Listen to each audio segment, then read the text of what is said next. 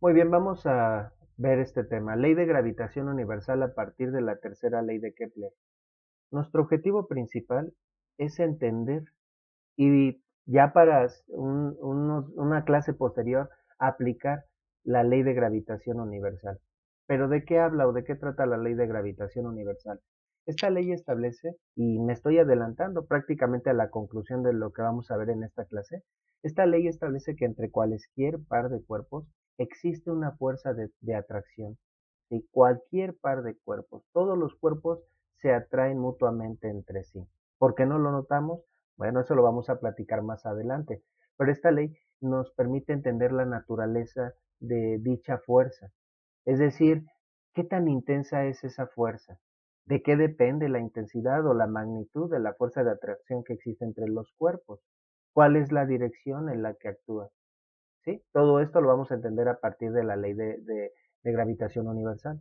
Yo podría en este instante poner directamente la ley de gravitación universal, pero en este video vamos a tratar de llegar a dicha ley a través de los conocimientos previos que ya hemos manejado, a través de la tercera ley de Kepler, por eso se llama el título a partir de la tercera ley de Kepler. Y también vamos a hacer referencia a otros temas previos, como el movimiento circular uniforme y el concepto de fuerza y aceleración centrípeta, ¿verdad? Por eso sería bueno que repases bien esos temas para poder entender lo que vamos a explicar en esta clase. Lo que voy a hacer es lo que los profesores llamamos una deducción, ¿verdad? Una deducción de la fórmula. Vamos a llegar a esa fórmula para que en el camino tú no te confundas con lo que estoy haciendo. Simple y sencillamente estamos deduciendo la fórmula. Ahorita todavía no, los ejercicios por los que vamos a pasar no los podemos considerar todavía propiamente como ejercicios de gravitación universal. Son ejercicios también con el objetivo de llegar a esa ley o explicar la naturaleza de esa fuerza.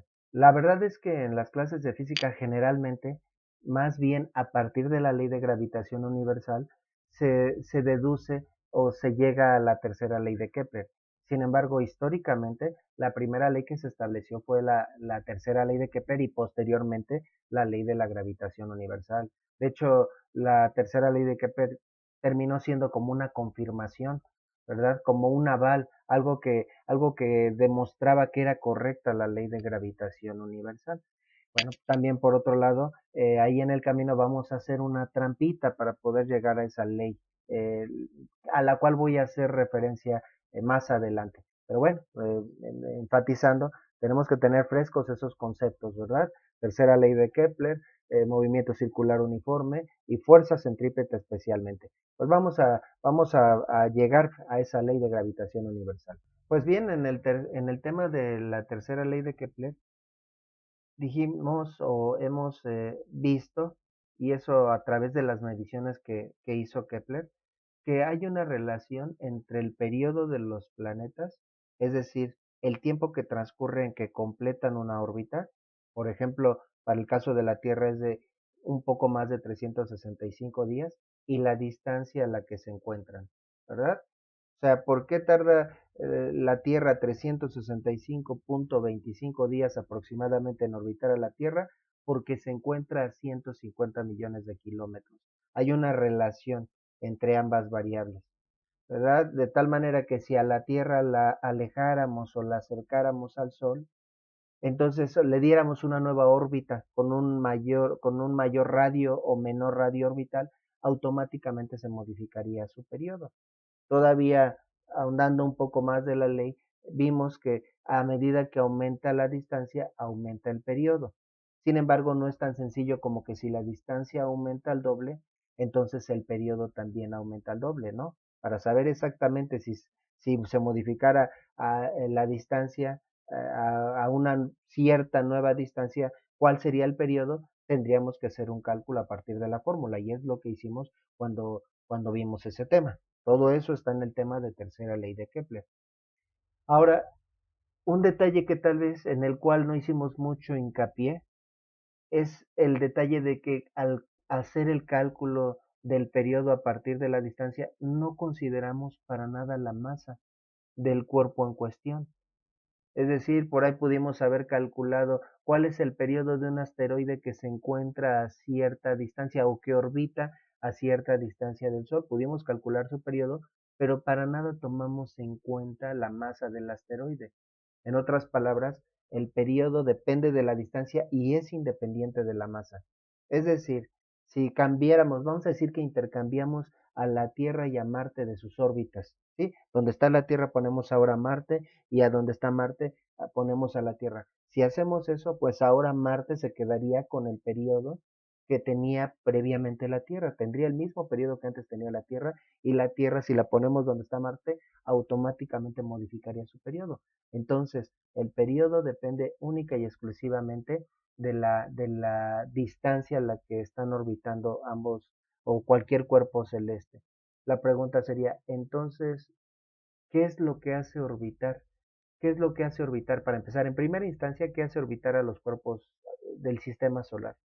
Aparte, en el tema de movimiento circular, vimos que cuando un objeto se mueve siguiendo una trayectoria circular, un movimiento circular uniforme, este tipo de movimiento tiene una propiedad que se llama aceleración centrípeta, que es una magnitud que me indica qué tan rápido es el cambio de dirección, ¿verdad? Incluso ya vimos cuál es su fórmula. Eh, Estas fórmulas me indican, por ejemplo, que la intensidad de esa aceleración centrípeta depende de la forma en la que se mueve la partícula y también de la distancia o a la que orbita con respecto al centro de curvatura, es decir, el radio orbital en el caso de los planetas, ¿no? Sí, la forma en la que se mueve la partícula la podemos expresar de dos maneras diferentes o la podemos entender de dos maneras diferentes. ¿Qué tan rápido es su giro? Que eso se determina con la velocidad angular, ¿verdad? Con esta magnitud. O qué tan rápido se mueve esa partícula a través de su trayectoria, es decir, la velocidad lineal. Sí, todo esto ya lo habíamos visto en el tema de aceleración centrípeta. Entonces, pero las dos están relacionadas con qué tan rápido es el giro, pero también depende, como dijimos, de la distancia. Bueno, aquí vamos a simplificar, vamos a considerar que los planetas siguen trayectorias circulares. Sí, y la misma primera ley de Kepler, tal vez alguien objete, la primera ley de Kepler establece que las órbitas son elípticas, pero en su momento vimos que las órbitas son muy poco excéntricas, es decir, su forma se aproxima mucho a una circunferencia. El movimiento de los planetas es casi circular, ¿sí? Entonces podemos permitir esa simplificación, nos la podemos permitir. Bueno, también por otro lado, eh, hemos visto el concepto de fuerza centrípeta. Si un objeto se mueve siguiendo una trayectoria circular, tiene que haber una fuerza que esté produciendo ese tipo de movimiento, porque lo normal en un cuerpo, si se está moviendo, es que siga una línea recta. Entonces, para que siga una trayectoria circular, debe actuar sobre ese cuerpo una fuerza centrípeta que está relacionada con la aceleración centrípeta, ¿verdad? Aplicando la segunda ley de Newton, si yo multiplico cualquiera de las dos expresiones para calcular la aceleración centrípeta simple y sencillamente por la masa, estaría calculando la magnitud de la fuerza centrípeta. Estoy haciendo un resumen de temas que hemos visto previamente, por eso los estoy explicando de una manera muy rápida, ¿verdad? Entonces, esta fórmula prácticamente es esta expresión multiplicada por la masa. Entonces, la fuerza centrípeta es una fuerza que actúa sobre un cuerpo que sigue una trayectoria circular. ¿Qué característica tiene? Que siempre actúa hacia el centro. Y de ahí viene el nombre de centrípeta, ¿verdad? Entonces es una fuerza que actúa hacia el centro. Es decir, en un cuerpo que sigue una trayectoria circular, algo o alguien tiene que estar ejerciendo sobre él una fuerza constante y permanente hacia el centro, ¿sí? Todo el tiempo. En el caso, por ejemplo, de una piedra que se hace ondear, valga la redundancia, con una onda, bueno, realmente la cuerda es la que está ejerciendo la fuerza sobre esa piedra que está siguiendo esa trayectoria circular, pero a su vez esa fuerza proviene de la mano que está haciendo ondear. En todo momento la mano está jalando hacia el centro a la piedra para producir ese movimiento circular.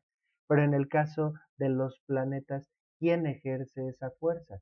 En el caso de los planetas es el Sol quien ejerce la fuerza centrípeta, ¿sí? La fuerza hacia el centro. En este caso estamos hablando de una fuerza que no es de contacto, es una fuerza como la que existe entre los imanes, una fuerza de acción a distancia. Pero ¿de qué depende esa fuerza? O en términos más sencillos, ¿qué tan intensa es esa fuerza? ¿Cuáles son las variables de las que depende? Ah, pues eso es precisamente lo que contesta la ley de gravitación universal, que lo estamos ilustrando con el ejemplo de la fuerza que hay entre el Sol y los planetas, pero que en realidad es una fuerza que existe entre cualesquier par de cuerpos en virtud de sus masas. Entonces, hemos dicho que el periodo de un planeta depende de la distancia a la que orbita del Sol. Es decir, si pusiéramos a otro segundo planeta, vamos a decir que a Marte lo jalamos hacia la órbita de la Tierra. Bueno, ¿quién alcanzaría a quién? ¿La Tierra se iría acercando a Marte o Marte se iría acercando a la Tierra? Ninguno de los dos. Siempre conservarían entre sí la misma distancia, porque al estar a la misma distancia del Sol, ambos, bueno, su periodo es el mismo, siempre tardarían el mismo tiempo en orbitar. Entonces, prácticamente podríamos considerar que ambos cuerpos celestes se estarían moviendo al unísono, ¿sí? Entonces, la pregunta sería, si se mueven igual ambos planetas, la Tierra y ese planeta hipotético que estamos poniendo en su órbita, ¿quiere decir que la fuerza que actúa sobre ellos es la misma? Bueno, la respuesta es no. Uno podría decir, pero no, tendría que ser la misma fuerza si se están moviendo de una manera idéntica. Bueno, la pregunta ahora la podríamos plantear de la siguiente manera. Pensemos que hacemos con una onda girar a una piedra de unos 100 gramos y después con otra onda hacemos girar a un cuerpo más masivo, digamos un melón, con la misma velocidad angular. ¿Se ejercería la misma fuerza? No, la fuerza que tendríamos que ejercer sería proporcional a la masa, ¿sí? Entonces, sobre Marte, que tiene una masa menor, el Sol, si estuviera a la misma distancia que la Tierra, ejercería una fuerza menor. Y eso ya lo habíamos puesto aquí. Desde que pusimos esta variable en la fuerza centrípeta, ¿qué masa se ocupa en esa fórmula? La masa del cuerpo que está siguiendo esa trayectoria circular. Entonces, si la velocidad angular, es decir, la velocidad del giro y la distancia es la misma, automáticamente si las masas son diferentes, las fuerzas no pueden ser iguales. Esto podría tal vez ir en contra del sentido común, ¿no? Uno piensa que si se mueven igual, las fuerzas tendrían que ser igual, pero no. Y esto es muy parecido, es prácticamente lo mismo que cuando hablábamos en el tema de caída libre, que si dejamos caer dos cuerpos de masa diferente, tienen la misma aceleración en el vacío, caen de la misma manera. Y uno pensaría que la fuerza es la misma sobre ambos, no. Si la fuerza fuera la misma sobre ambos, entonces no caerían exactamente igual, más bien las fuerzas son proporcionales a las masas. Entonces ya vamos viendo de qué depende la fuerza gravitacional. Ya contestamos la primera variable. La fuerza gravitacional es función, vamos a ver que depende de tres cosas. En primer lugar, de la masa del cuerpo que está orbitando o siguiendo esa trayectoria circular. ¿De qué otra cosa depende? Bueno, aquí vamos a empezar a combinar fórmulas que hemos visto previamente. Por ejemplo, la de velocidad angular. La velocidad angular, en el tema de movimiento circular, vimos que era igual a 2pi entre el periodo. Luego, vamos a sustituir esta fórmula en esta. Para hacerlo más fácil, si omega es 2pi entre t, omega cuadrada sería igual al cuadrado del numerador entre el cuadrado del denominador de la expresión anterior, es decir, 4pi cuadrada, el cuadrado de 2, el cuadrado de pi entre t cuadrada, entre el cuadrado del denominador, ¿verdad? Pero de la tercera ley de Kepler, si despejamos el periodo al cuadrado, tenemos que el periodo al cuadrado sería igual a, lo único que tendríamos que hacer es esta constante que está multiplicando, pasarla dividiendo del lado izquierdo, o en otras palabras, dividir ambos miembros entre la constante de Kepler y entonces quedaría r cúbica entre k. Eso es t cuadrada. Si sustituimos esta expresión en lo que tenemos aquí, entonces nos quedaría que la velocidad angular al cuadrado es 4pi cuadrada, que todo eso es un valor constante. El valor de pi es constante, al cuadrado sigue siendo constante y el 4 también. Entonces dividido entre r cúbica sobre k. Bueno, pues para que no tengamos dos denominadores, una fracción sobre otra, vamos a aplicar la llamada ley del sándwich y para eso al 4pi cuadrado del numerador lo vamos a dividir sobre 1. Multiplicando medios por medios y extremos por extremos, nos quedaría 4pi cuadrada por k entre r cúbica. Todo eso es omega cuadrada. Si sustituimos toda esta expresión en la fórmula de fuerza centrípeta, ¿verdad? Entonces nos quedaría que la fuerza centrípeta es igual a la masa. Todo esto lo podemos poner así, omega cuadrada. Bueno, vamos a hacerlo en dos partes, por esto y todavía por R, ¿sí? Entonces todo esto es omega cuadrada. Entonces estamos sustituyendo aquí omega cuadrada. Bueno, entonces esta masa multiplica el numerador y luego también tengo una R que multiplica y una R cúbica que divide. Entonces pues, se anula la R que multiplica y a la R cúbica del denominador le bajamos un grado. Entonces nos quedaría que la fuerza centrípeta sería 4pi cuadrada por la constante, por la masa del planeta que está orbitando entre r cuadrado. Todo esto es constante, ¿verdad? 4pi cuadrada. Entonces nos quedan tres variables. K, la constante, que le llamamos constante de Kepler. Ya en el tema de la tercera ley de Kepler vimos que es un valor que depende del cuerpo celeste en cuestión. El Sol tiene una constante, la Tierra tiene otra constante, Júpiter tiene otra constante, incluso hicimos los cálculos de esas constantes. Entonces tenemos realmente tres variables. Pero vamos a analizar esto. Depende del cuadrado de la distancia. Pero al estar en el denominador, eso quiere decir que entre mayor sea la distancia, es menor la fuerza centrípeta. ¿Sí? Si a la Tierra la alejáramos del Sol, ¿verdad? Entonces disminuiría la fuerza de atracción del Sol sobre el planeta, pero notemos que va al cuadrado. Y viceversa, si a la Tierra la pusiéramos en una órbita más cercana al Sol, entonces la intensidad de la fuerza con la que el Sol atraería a la Tierra sería mayor. ¿Verdad? Pero va al cuadrado, ¿eso qué quiere decir? Que si la fuerza, que si la distancia se duplica, ¿verdad? Si la distancia se duplica, entonces la fuerza no disminuiría a la mitad, sino disminuiría a la cuarta parte, porque está en el denominador. Y si la distancia disminuyera a la mitad, la fuerza no se duplicaría, sino aumentaría 4 veces. Y para eso podemos hacer, por ejemplo, un ejercicio. Muy bien, pues vamos a hacer este ejercicio para entender cómo varía la fuerza de atracción del Sol sobre los planetas dependiendo de la distancia a la que orbiten. Bueno, después regresamos al procedimiento que estábamos haciendo para encontrar la ley de gravitación universal. Ahorita vamos a partir de las fórmulas que conocíamos. La tercera ley de Kepler, la fórmula de la velocidad angular, que eso es del tema de movimiento circular uniforme, y la fórmula de fuerza centrípeta. Lo vimos así en ese tema, el tema de fuerza centrípeta. Bueno, entonces dice el enunciado y ahorita lo explicamos.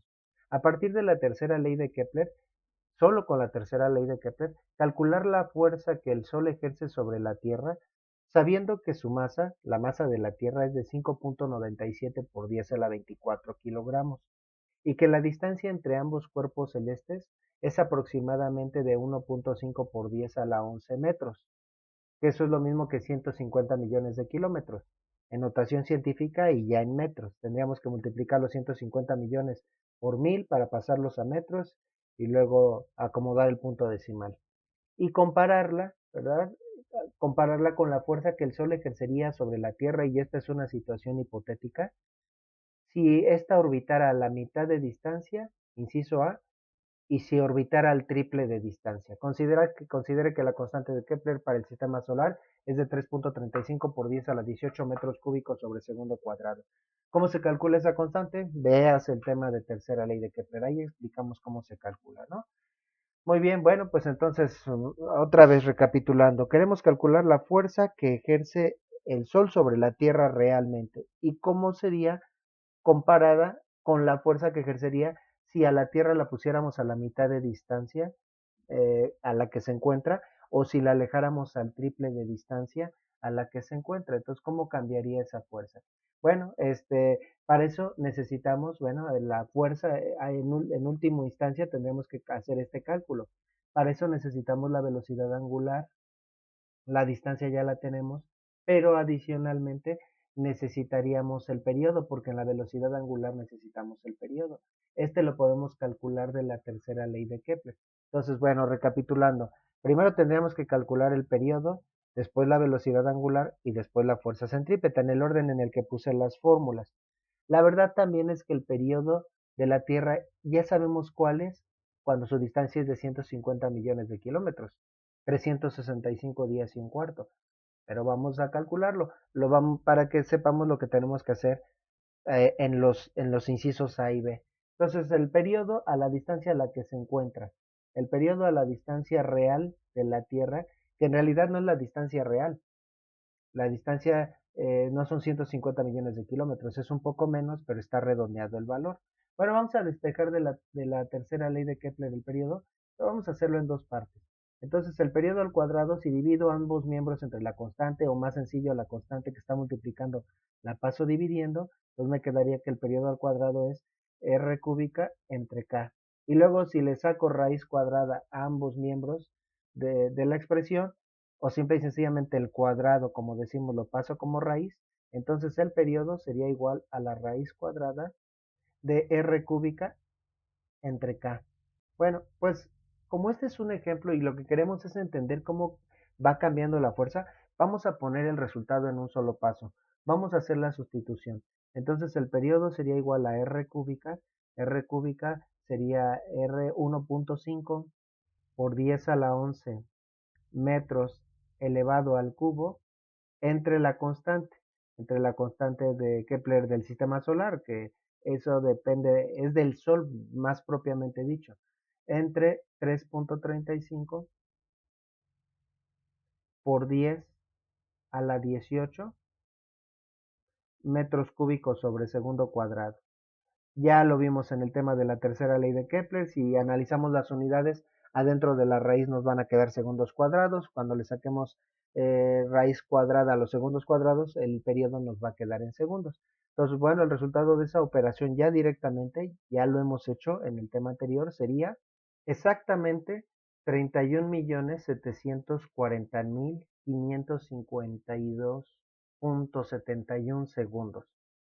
Pero bueno, si esos 31.700.000, bueno, 740.000 y fracción de segundos los expresamos en notación científica, serían 3.174, dejando cuatro cifras significativas por 10 a las segundos, por 10 a las 7 segundos, perdón.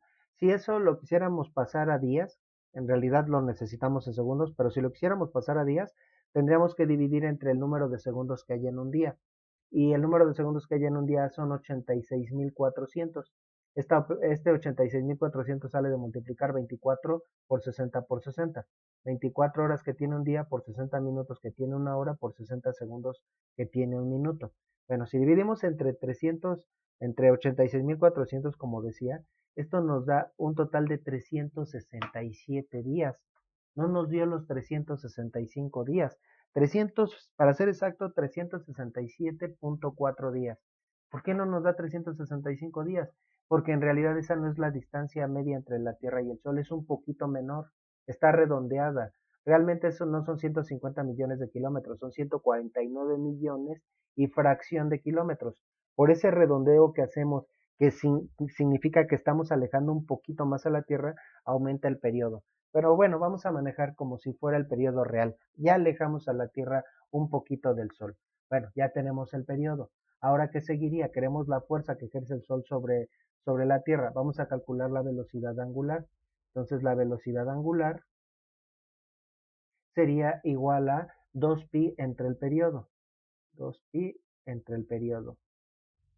Entre 3.174 por 10 a las 7 segundos.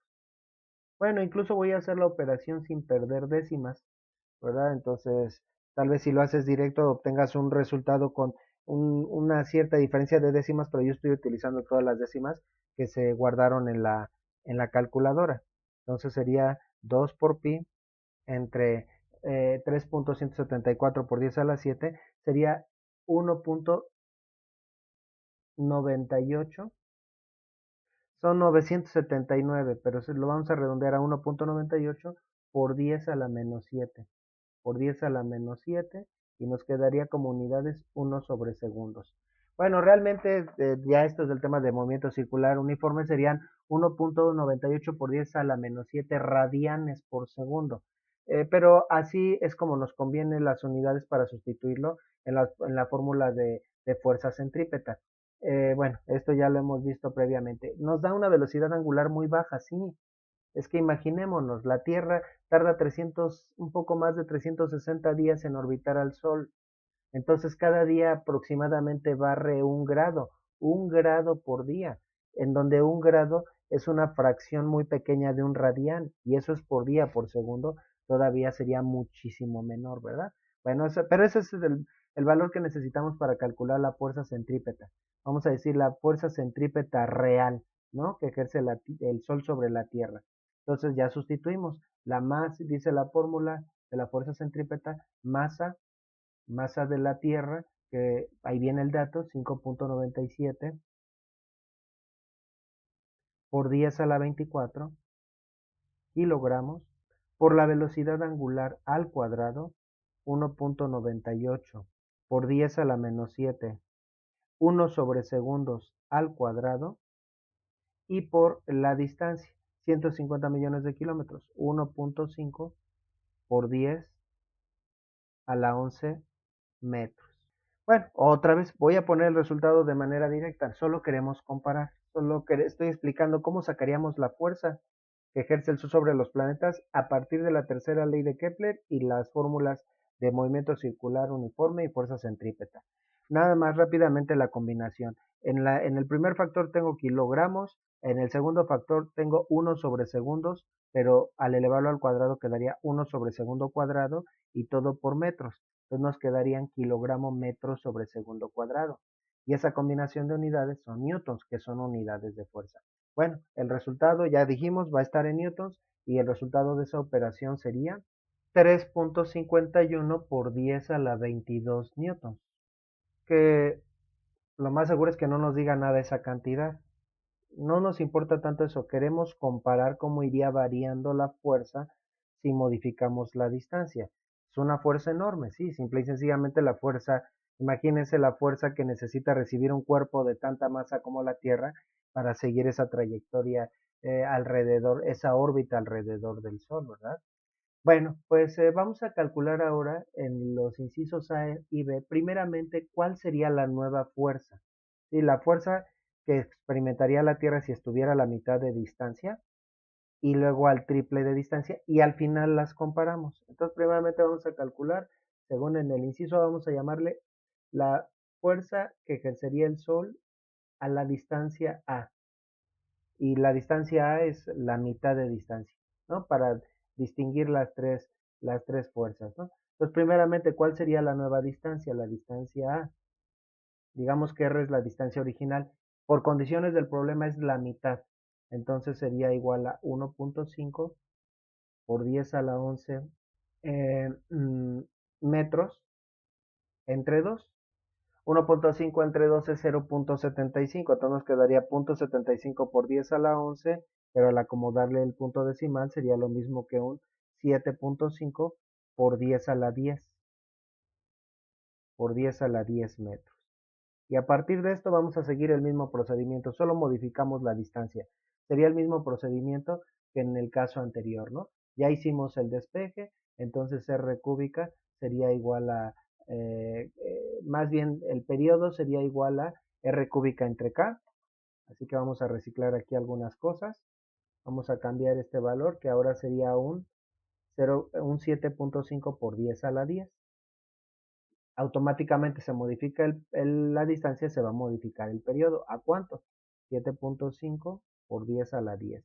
Bueno, el resultado de esa operación, otra vez lo voy a poner directamente, sería exactamente el valor de la calculadora es 11.221.980 segundos, ¿verdad? Pero en notación científica, ese 11.221.000 se convertiría en un 1.122 por 10 a la 7 segundos, menor que los 31.740 y tantos mil segundos, ¿verdad? Uno dice mitad de la distancia, entonces debe ser la mitad del periodo, ¿no? Si dividimos esto entre solo para darnos una idea de de cuántos días tardaría la Tierra en orbitar al Sol si estuviera a la mitad de distancia, dividiendo esto entre 86.400, serían 130 días, 129.8 días.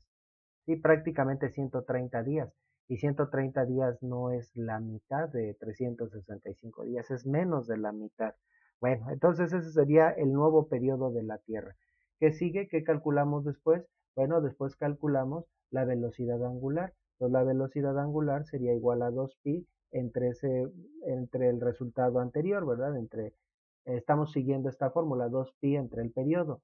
Entonces 2pi entre 1.122, perdón, por 10 a la 7, por 10 a la 7 segundos.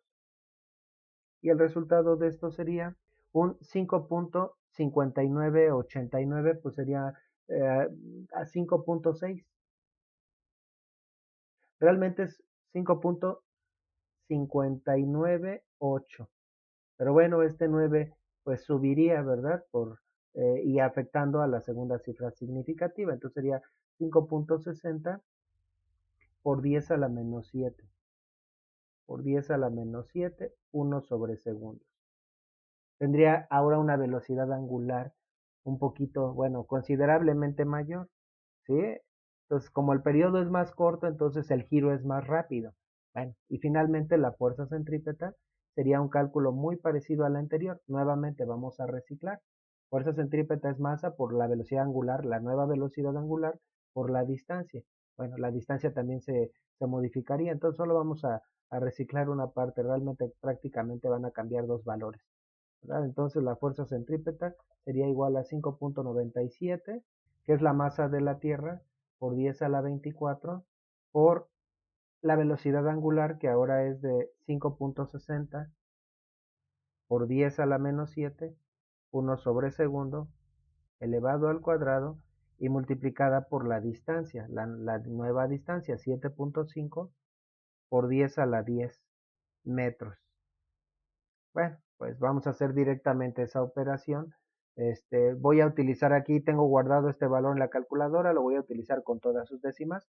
O tal vez si tú haces la operación así directamente como la escribí, tengas alguna ligera diferencia de décimas. Entonces el resultado de esa operación sería 1.40 por 10 a la 23 newtons.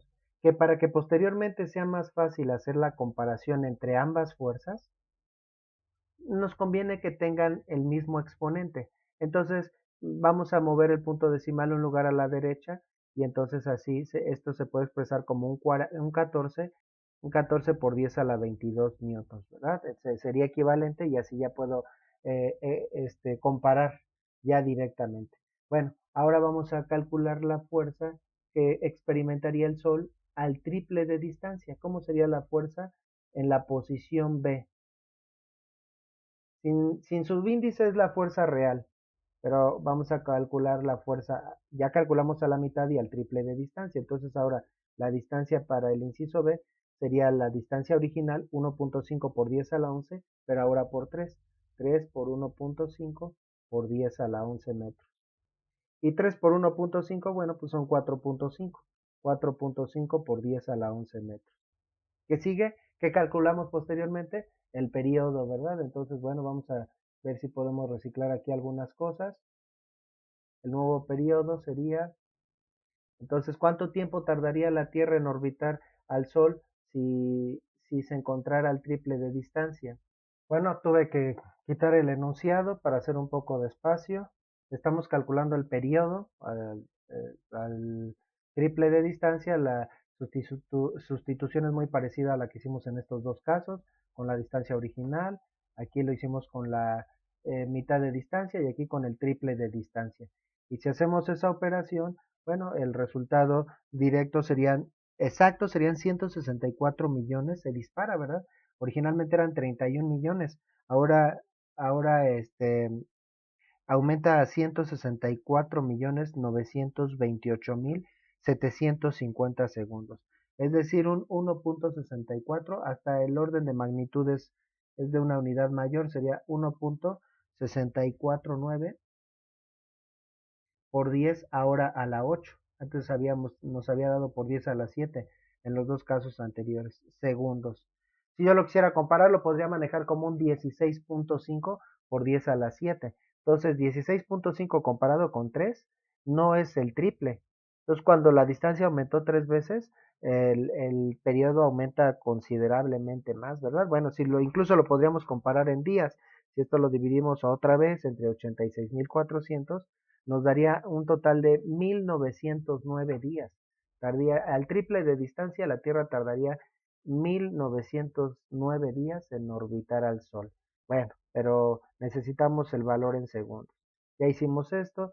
eh, ¿Qué seguiría? Sería ahora calcular la velocidad angular. La velocidad angular sería igual a 2pi entre el resultado previo, entre 1.649 por 10 a la 8 segundos. Y esto sería igual a, vamos a hacer la operación, sería igual a un 3.81 por 10 a la menos 8. 3.81, 809, 3.81 por 10 a la menos 8 radianes sobre segundo, que lo sustituimos como 1 sobre segundo en la fórmula de fuerza centrípeta. Y finalmente la fuerza centrípeta que experimentaría la Tierra al triple de distancia, pues sería la masa de la Tierra 5.97 por 10 a la 24. Estoy sustituyendo la fórmula de fuerza centrípeta por la velocidad angular, la que acabamos de calcular al cuadrado, 3.81 por 10 a la menos 8 1 sobre segundo al cuadrado y por la distancia 4.5 por 10 a la 11 metros, ¿verdad? El triple de la distancia a la que se encuentra la Tierra. Y el resultado de esa operación sería de un 3.89 por 10 a la 21. 3.899. Vamos a dejarlo como un 3.9 por 10 a la 21. Y esto, bueno, sería en newtons. Para poderlo comparar nuevamente, ahora le voy a recorrer el punto decimal, pero a la izquierda. Sería lo mismo que 0.39 por 10 a la 22 newtons.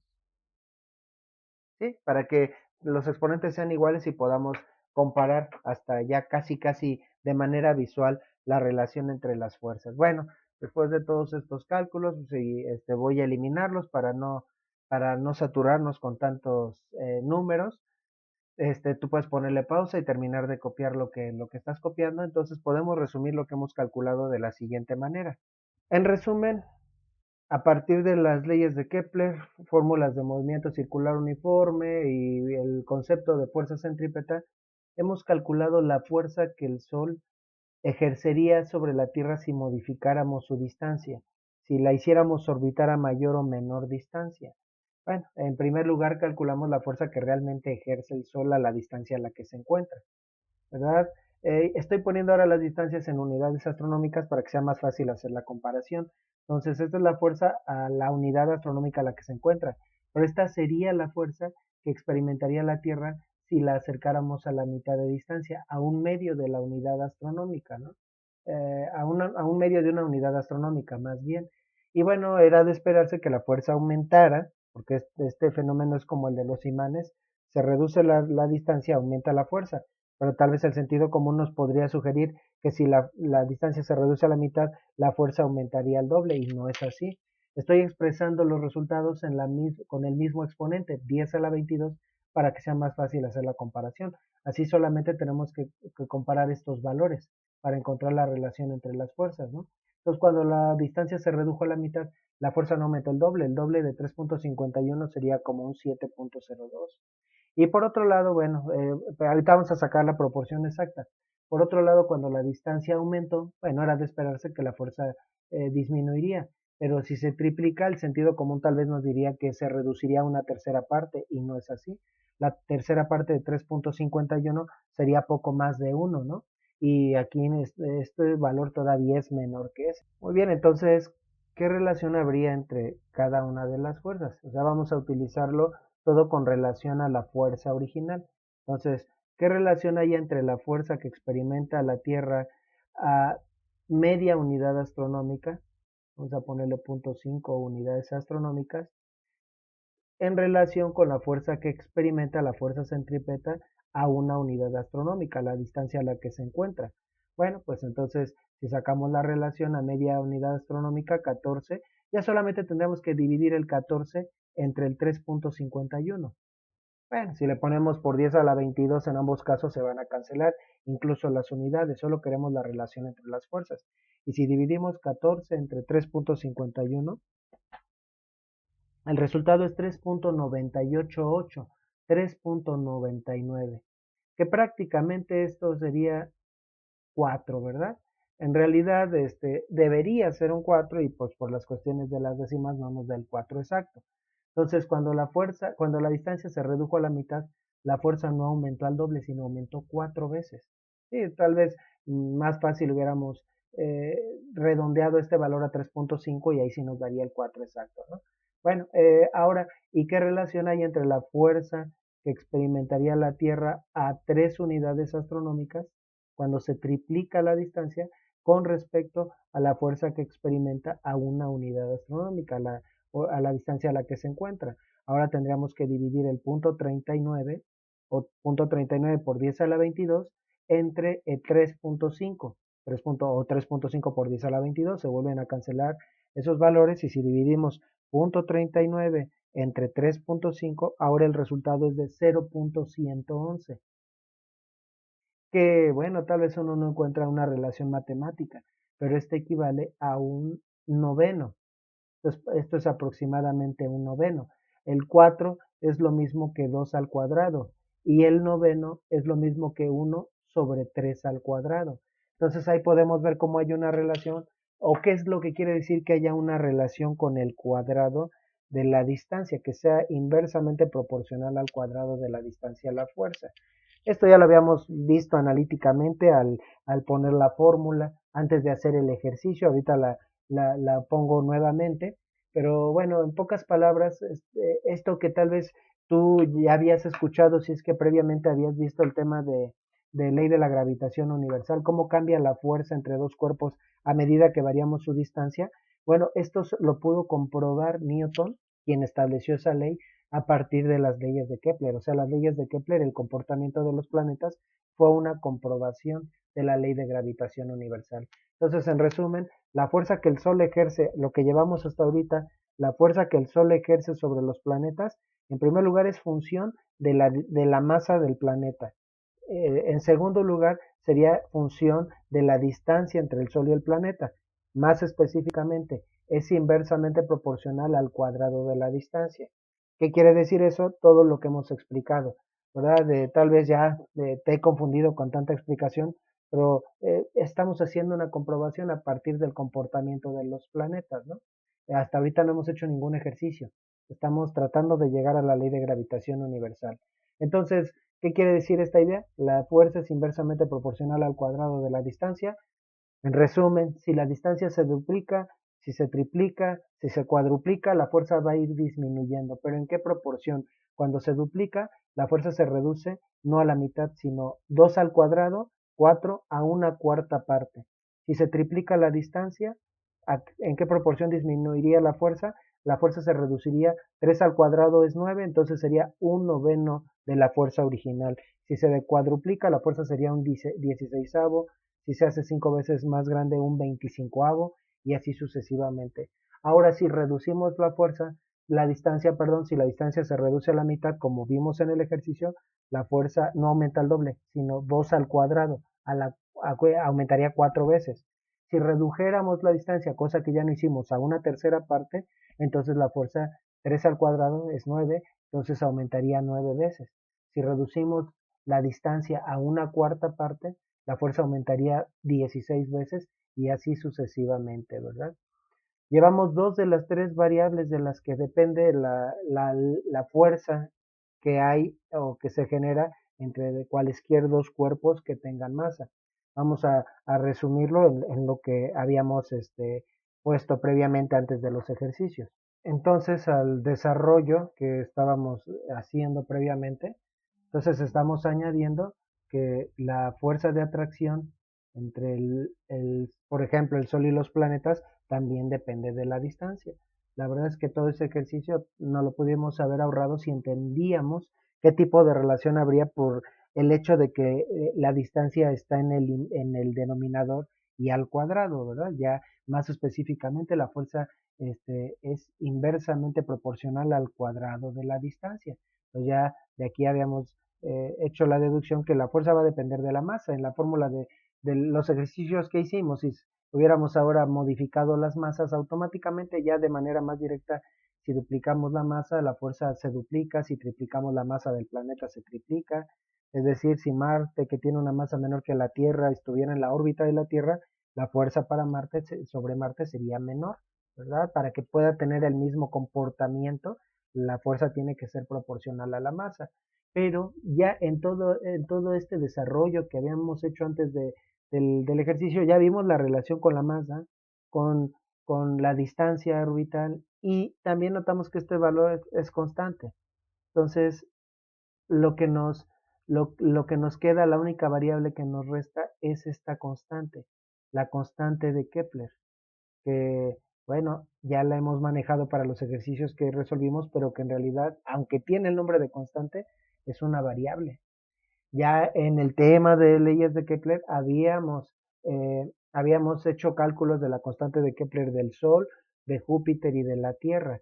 ¿Cómo encontramos esa constante? Si no mal recuerdas, a partir de un cuerpo que orbite, conociendo el periodo y la distancia a la que orbita ese cuerpo alrededor de cualquier cuerpo celeste del Sol, con alguno de los planetas, la Tierra con la Luna, haciendo el cálculo con la Luna o Júpiter con alguna de sus lunas, podemos calcular esa constante.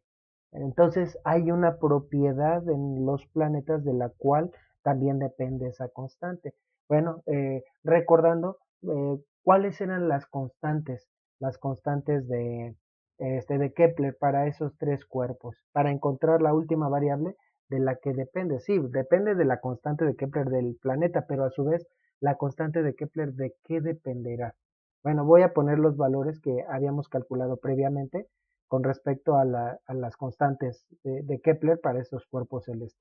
Ahí tenemos la constante de Kepler para esos tres cuerpos celestes en cuestión, ¿verdad? El Sol, Júpiter es el segundo valor y el tercer valor es para la Tierra. Bueno, esos son los símbolos para cada uno de esos cuerpos celestes. Luego se utilizan estos para que no haya alguna duda. Bueno, ahí ponemos los símbolos, ¿verdad? Entonces podemos ver que cada cuerpo celeste tiene su propia constante de Kepler. ¿Cómo lo calculamos? Bueno, si de esta expresión despejamos, K es igual a R cúbica entre T cuadrada.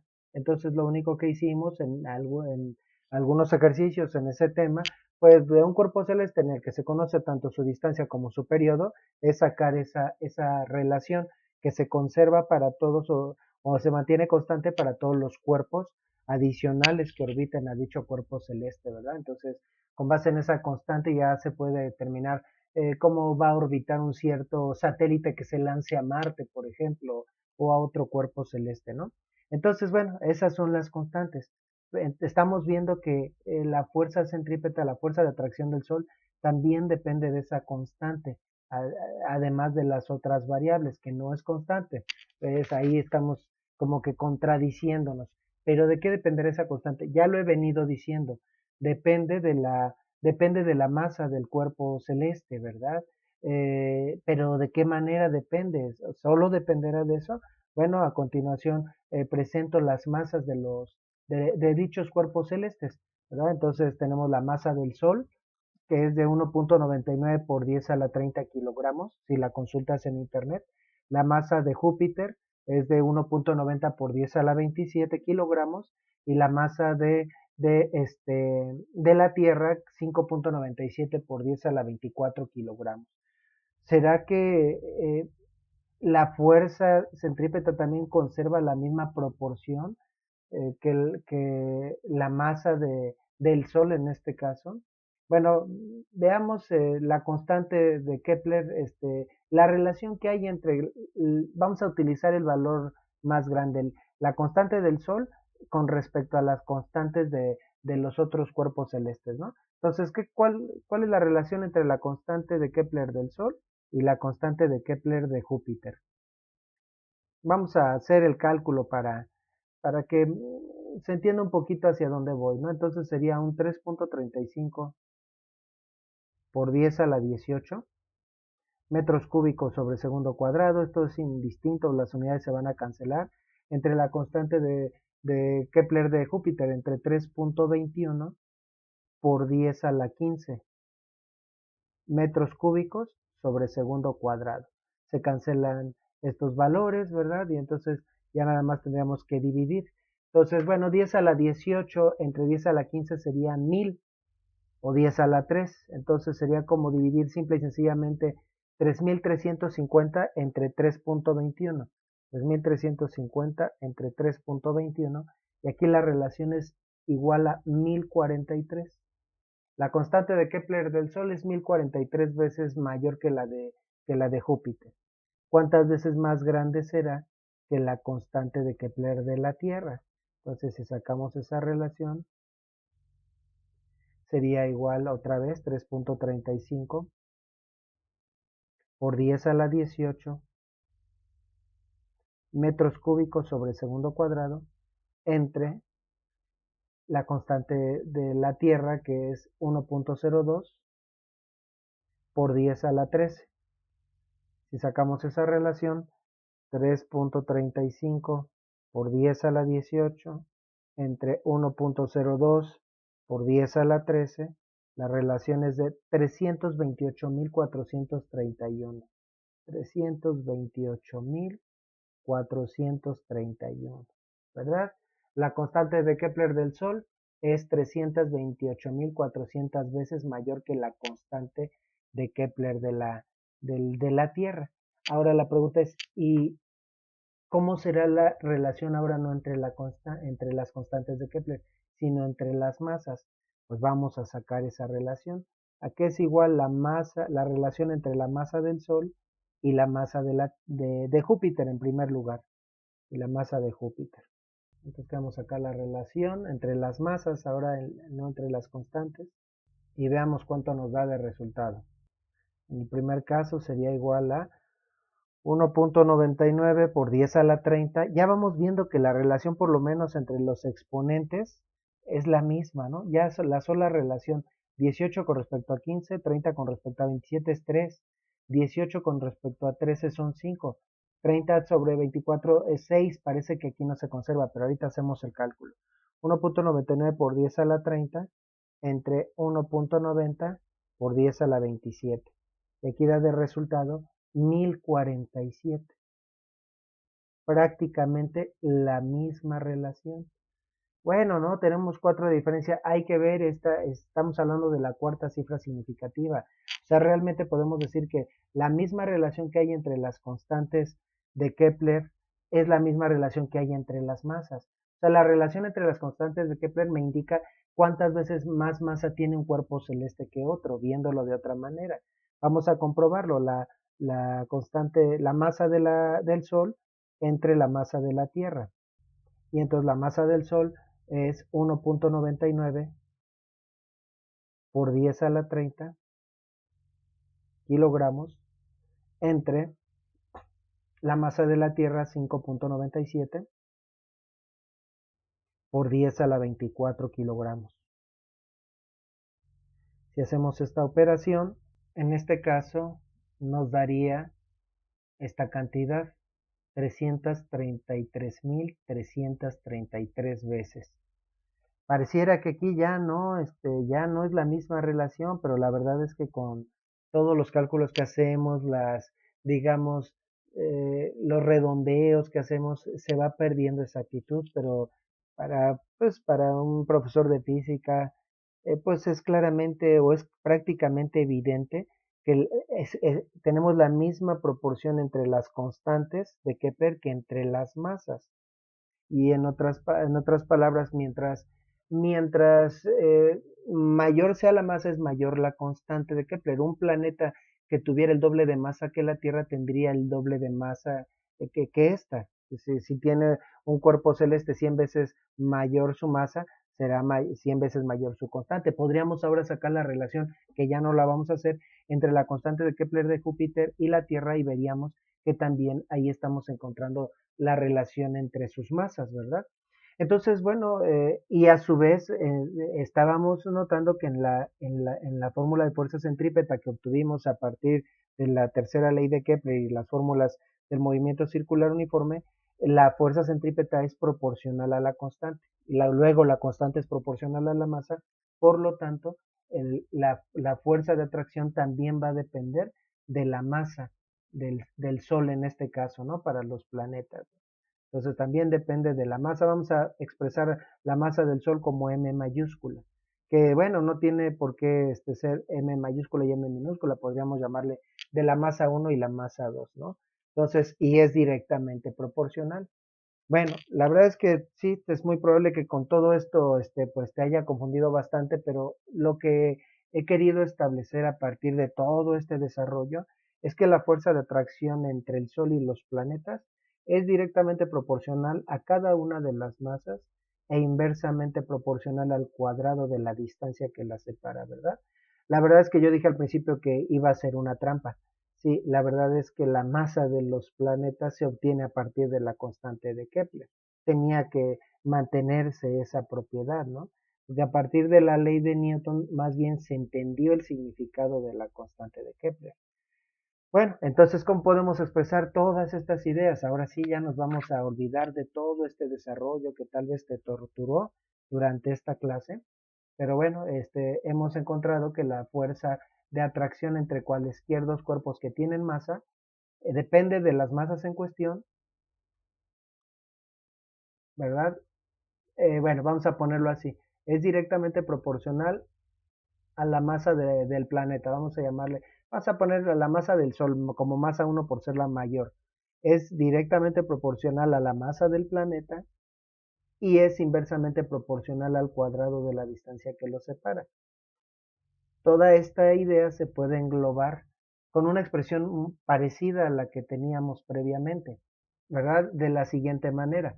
La fuerza es proporcional al producto de las masas. ¿Y por qué al producto? Bueno, es que al decir que es directamente proporcional al producto es sinónimo de decir que es proporcional a cualquiera de las masas. Pensemos en una multiplicación, un 2 por 3. Bueno, el resultado son 6. ¿Qué pasa si duplico, perdón, cualquiera de los dos factores? Si duplico, digamos, el primer factor 4, el otro lo dejo constante, 4 por 3, entonces sería el doble, 12. ¿Verdad? Pero también si dejo igual el primer factor al que tenía inicialmente y duplico el otro factor, entonces a 6 también el producto me da 12. ¿Verdad? Entonces es proporcional a cualquiera de las masas. Con cualquiera de las dos masas que aumente, la fuerza aumenta en esa misma proporción. Y si aumentaran las dos, digamos, el primer factor comparado con el primero, el factor aumenta al doble, 4, y el segundo, mejor vamos a hacerlo al revés, el primero aumenta al triple, 6, y el segundo aumenta al doble, 6. Entonces, ¿en qué proporción aumentaría la multiplicación? Bueno, ahora me daría un 36. Si uno aumenta el doble y otro aumenta el triple, no aumenta 5 veces, sino 2 por 3 veces, ¿no? Aumenta 36 6 veces el resultado original. Pero bueno, en fin. Entonces, y por otro lado, según todo lo que hemos visto, la fuerza es inversamente proporcional al cuadrado de la distancia que separa a cada una de las masas. Bueno, ahora esta proporcionalidad no nos sirve mucho. Bueno, sí la podemos utilizar, pero nos es más útil que en lugar de esa proporcionalidad tengamos una igualdad. ¿Y qué hacemos para convertir una proporcionalidad en una igualdad? Ya lo hemos dicho en temas anteriores, es probable que lo recuerdas. Introducir una constante de proporcionalidad, que en este caso sí que es una constante universal y se representa con la letra G mayúscula, ¿verdad? Entonces es una constante que, bueno, tiene como función también hacer homogéneas las unidades, pero también tiene otro sentido, ahorita lo mencionamos. Entonces, esta es la fórmula de la ley de la gravitación universal. Bueno, ¿por qué introduciendo una constante de proporcionalidad? Siempre digo que ya no lo voy a repetir, lo vuelvo a repetir. Pensemos que tenemos un par de valores de dos variables, ¿no? en donde cuando cambia una, la otra aumenta de la siguiente manera. Aquí tenemos una relación directamente proporcional entre estas dos variables, porque cuando se duplicó una, se duplica la otra. Entonces, aquí podríamos decir que la y es proporcional a la x. Pero esto quiere decir que la y se va a ser igual a un valor constante por la x. En este caso, ¿cuál sería el valor por el que tengo que multiplicar a los valores de x para que me den los de y? Hay un mismo valor por el cual si multiplico el 2 me da el 6, y si multiplico el 3 me da 9, y si multiplico el 4 me da el 12. ¿Cuál? 3, ¿verdad? En este caso, la constante de proporcionalidad es el 3. Entonces mi fórmula sería y igual a 3x. Entonces, bueno, aquí de la misma manera, para que esa proporcionalidad se convierte en una igualdad, hay que introducir una constante de proporcionalidad. Esa constante de proporcionalidad, bueno, pues fue todo un tema, porque fue bastante complejo determinarla, ¿verdad? De esta parte, como dije, en primer lugar, cumple la función de hacer homogéneas las unidades. Estamos calculando fuerzas a través de una combinación de masas y distancia. Pero una combinación de masas y distancia, al combinarlas no me da unidades de fuerza, ¿sí? Si yo calculo solo esta parte, ¿qué unidades tendría? La masa 1, sus unidades serían kilogramos. La masa 2 también kilogramos. Por lo tanto, tendría kilogramos por kilogramos, kilogramo cuadrado. Y en el denominador unidades de distancia, que serían metros. Pero están al cuadrado, entonces tendría kilogramo cuadrado sobre metro cuadrado. Entonces la primera función es que esa constante, al combinarla con estas unidades, me devuelva como resultado unidades de fuerza. ¿Recuerdas cuáles son las unidades de fuerza? Los newtons. Entonces, el valor de la constante debe en primer lugar anular a estas unidades. Entonces, para que se anulen los metros cuadrados del denominador, en esa constante, en el numerador tendrían que estar los metros cuadrados, se cancelan, y en el denominador los kilogramos. Esas son las unidades de la constante de proporcionalidad, kilogramos cuadrados. Pero si solo tuviera estas unidades, pues al final nos quedaríamos sin unidades, se cancela todo. Para que no se cancele todo y nos quede newtons, ponemos newtons en el numerador, ¿verdad? Entonces, así se cancela todo y solo me quedan los newtons. Esas son las unidades. Entonces, en primer lugar, la función de la constante de gravitación universal hace que al final tenga como resultado newtons, pero también es como un valor estándar. El detalle es que para poderlo determinar, para poder hacer, hay un inconveniente al querer hacer un experimento en un laboratorio. Para que la fuerza de atracción entre dos masas, porque esta ley no solo se cumple entre el Sol y los planetas, entre cualquier par de cuerpos existe una fuerza de atracción. Y esta ley me permite calcular cuál es la intensidad de esa fuerza, ¿sí? Entre cualquier cuerpo, cualquier par de cuerpos, entre tu propio cuerpo y la pared que está a tu lado, o la mesa, o la silla, hay una fuerza de atracción. Sin embargo, esa fuerza es prácticamente despreciable. Para que la fuerza sea considerable, aunque esto es algo relativo, para que la fuerza sea considerable, por lo menos una de las masas en cuestión tiene que ser considerable. De todo lo que nos rodea, entre comillas, ¿cuál es la única fuerza que percibimos? De todo lo que nos rodea. Prácticamente la única fuerza que percibimos es la fuerza de atracción de la Tierra, a la que le llamamos fuerza de gravedad o peso, que ahí vamos a hacer algunas también aclaraciones posteriormente. ¿Por qué es la única fuerza que sentimos? Porque es el cuerpo que tiene pero por mucho mayor masa que todos los cuerpos que nos rodean. Los demás cuerpos ejercen fuerzas muy insignificantes, no las percibimos. Ahora, pregunta, ¿el Sol tiene mayor masa que la Tierra? Entonces, ¿por qué no nos elevamos hacia el Sol? Si es que tiene más masa, entonces la fuerza tendría que ser más grande. Ah, porque la ley de gravitación indica que también depende de la distancia. Entonces, estamos mucho más cerca de la Tierra, hay menor distancia y entre menor distancia es más intensa la fuerza. En cambio, en el Sol estamos tan lejos de que la fuerza se va reduciendo de tal manera que para nosotros es imperceptible. Pero si estuviéramos en un punto en el espacio a medio camino entre la Tierra y el Sol, ¿sí? En el punto medio de la Tierra y el Sol, Por supuesto que nuestro cuerpo se dirigiría hacia el Sol en lugar de hacia la Tierra, porque la fuerza de atracción del Sol sería más de 300,000 veces mayor, como hemos visto, que la fuerza de atracción de la Tierra, ¿verdad? Bueno, entonces, ¿cómo, para poder determinar el valor de esa constante, yo la podría despejar de esta expresión, ¿verdad? La constante no está tan difícil el despeje. Si yo despejo, E sería igual a F por R cuadrada entre el producto de las masas. El problema, bueno, y yo podría hacer mediciones. Tengo dos masas separadas una cierta distancia y necesitaría medir la fuerza con la que se atraen dichas masas.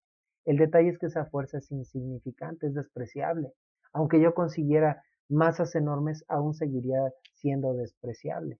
¿Cómo se calculó esa constante?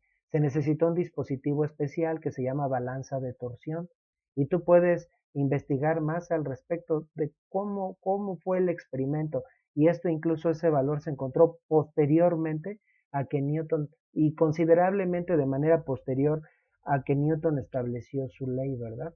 Pero bueno, así que actualmente sabemos que ese valor y que es un valor constante en el universo es igual, y la constante de gravitación universal es igual a 6,67 por 10 a la menos 11, por 10 a la menos 11 newtons newtons metro cuadrado sobre kilogramo cuadrado. Como puedes notar, es un valor muy pequeño. Sería un 0 punto seguido de 10 ceros y después un 667. Y esto demuestra que realmente la fuerza entre dos masas comunes sería muy pequeña, ¿verdad? En el universo hay cuatro fuerzas que regulan todo, cuatro fuerzas fundamentales. Esta es la primera en la que se entendió su naturaleza, pero es la más débil de todas. Y sin embargo, es la que regula el movimiento de los cuerpos celestes en el universo. Y cómo es que eh, es la más despreciable y ejerce esa influencia, es que hay situaciones especiales en los otros tipos de fuerzas, están en equilibrio de alguna manera, ¿no? Pero bueno, otra fuerza fundamental es la fuerza electrostática, que tú puedes calcular a partir de la ley, que puedes ver cómo se calcula a partir de la ley de Coulomb, que es otro tema, ¿verdad? Y no me desvío más. Entonces, ¿qué sentido, qué significado tiene esa constante? Bueno, eso indicaría que si yo tuviera dos cuerpos de 1 kilogramo, vamos a poner aquí un cuerpo con una masa de 1 kilogramo, acá ponemos otro cuerpo de una masa de 1 kilogramo, separados entre sí una distancia de 1 metro, ambos experimentarían por lo que dice la tercera ley de Kepler, de Newton, una fuerza de atracción de la misma intensidad, ¿sí? Pero ¿a qué sería igual esa fuerza de atracción?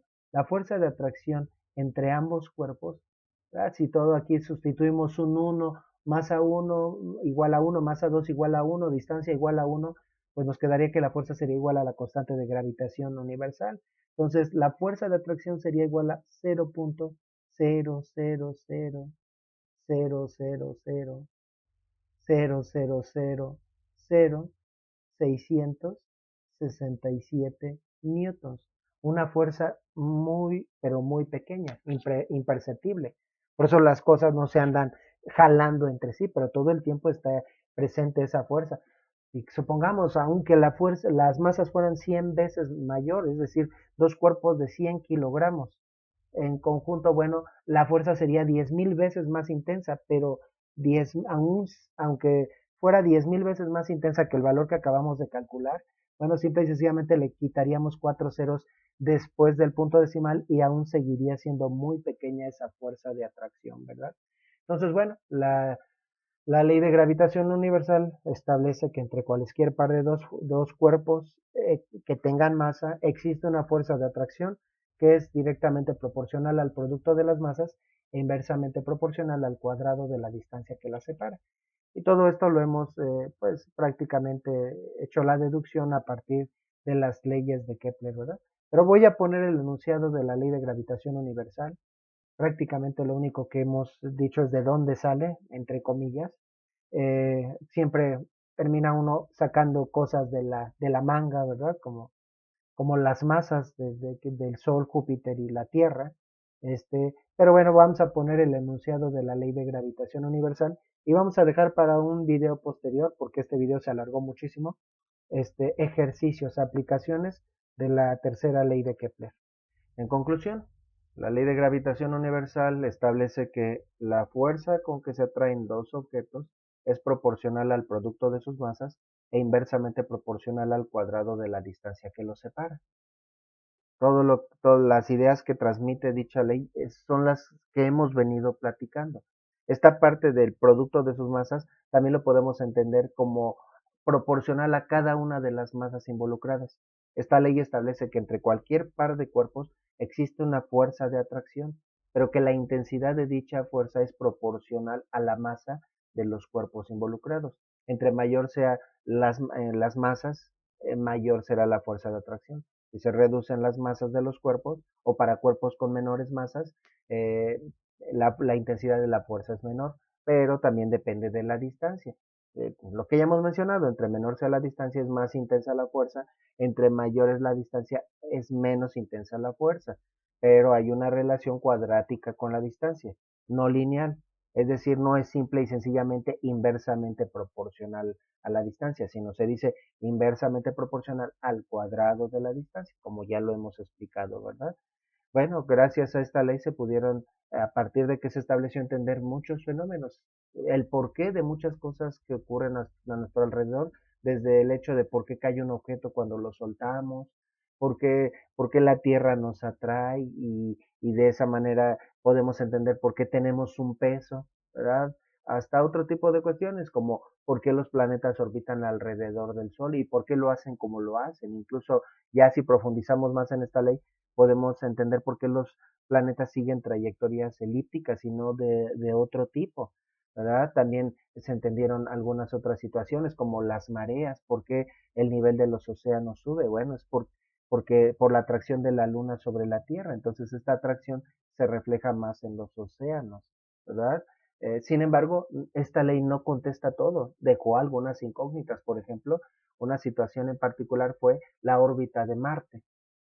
A diferencia del resto de los planetas, Marte, a medida que va avanzando a lo largo de su órbita alrededor del Sol, no regresa al mismo punto del que partió, sino cerca de ese punto, de tal manera como que traza una nueva órbita, cada vez que se aproxima a su punto inicial, cualquiera que sea este, ¿no? Es decir, la órbita de Mercurio es como la que se dibujaría con un espirógrafo, si es que lo conoces, ¿verdad? Entonces, ¿por qué Marte sigue esa trayectoria?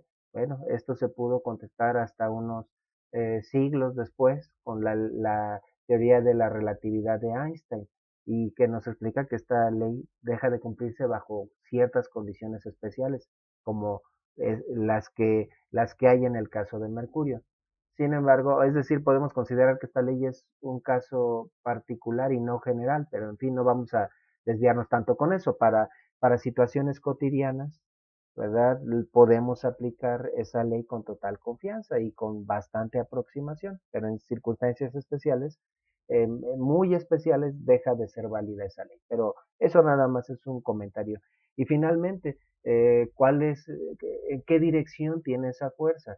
¿Verdad? No, tal vez lo hemos asumido o de manera intuitiva sabemos qué dirección tendría, pero no hemos hecho alguna referencia así precisa con respecto a la dirección de la fuerza. Entonces, ¿en qué dirección actúa esa fuerza? Ya sabemos de qué depende su magnitud, pero ¿en qué dirección actúa?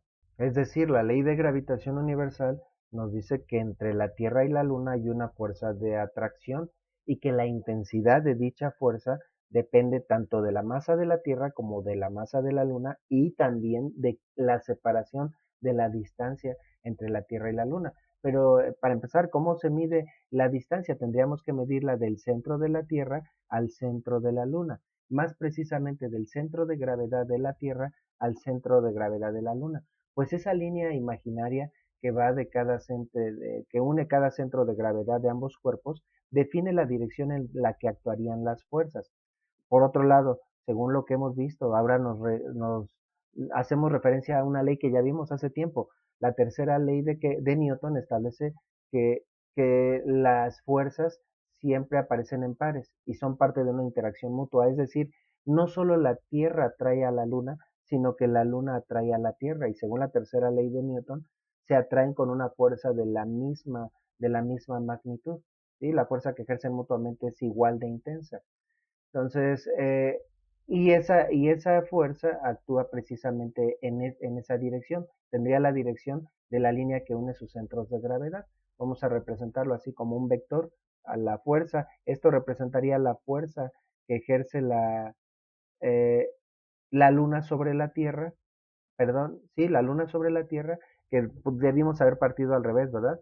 Y esta a su vez esta representa la fuerza que la Tierra ejerce sobre la Luna. Tendría que representar o dibujar vectores igual de largos, ¿verdad? Y esto tal vez era pues algo obvio, ¿no? En qué dirección actúa la fuerza, pero como mencionaba, nunca hicimos así una referencia, una mención así específica, ¿no?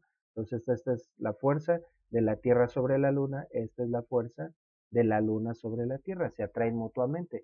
¿Cuál es la evidencia de que la Tierra atrae a la Luna? El hecho de que ésta orbita alrededor de la Tierra, siguiendo esa trayectoria curva, ¿sí? Si no fuera por esa influencia, según lo que dice la primera ley de Newton, la Luna seguiría una trayectoria en línea recta y no una trayectoria curva. Si un cuerpo sigue una trayectoria curva es que debe haber una influencia sobre él, es la de la Tierra. Sin embargo, no solo la Tierra atrae a la Luna, sino que la Luna atrae a la Tierra. ¿Y cuál es la evidencia? Bueno, la verdad es que no es tan clara. Y esto pudiera sugerir o dar la impresión de que es más intensa la fuerza que la Tierra ejerce sobre la Luna y no la que la Luna ejerce sobre la Tierra. Y sin embargo son igual de intensas. Esto lo explicamos en la tercera ley de Newton. Es que son fuerzas iguales aplicadas a masas diferentes. ¿Sí? Cuando yo hago eso, aplico la misma fuerza a cuerpos con diferente masa, el efecto va a ser diferente. Si yo aplico la misma fuerza para lanzar a un limón, ese limón no va a salir con la misma velocidad que si le aplico una fuerza de la misma magnitud a un melón, ¿verdad? Entonces, por eso el efecto se aprecia más en la Luna. Sin embargo, también hay un efecto en la Tierra. La Tierra sufre ciertas pequeñas perturbaciones casi imperceptibles en su trayectoria alrededor del Sol, ¿verdad? Y eso es por la influencia de la Luna. Otra influencia son precisamente las mareas, de las cuales ya habíamos hecho mención, ¿verdad? Que corresponden a un ascenso en el nivel de los océanos, que bueno, aquí estaría súper exagerado ese ascenso, justo en los puntos que están debajo, en la Tierra, que están debajo de la posición de la Luna, ¿no? ¿Verdad? Bueno, y la verdad es que también en la posición opuesta también hay una elevación del nivel de los océanos, marea alta y marea baja. Y en las posiciones perpendiculares habría, es decir, en este caso, aunque tal vez esa no sea una posición correcta de la Luna, en estos dos puntos habría un descenso del nivel de los océanos, ¿verdad? Por esa atracción y dado que pues, los océanos están formados de agua y el agua es un fluido en donde se puede percibir más ese efecto de atracción, ¿verdad? Bueno, pues esta es lo que corresponde a la ley de gravitación universal, pues ahora vamos a hacer algunos ejercicios para aplicarlo.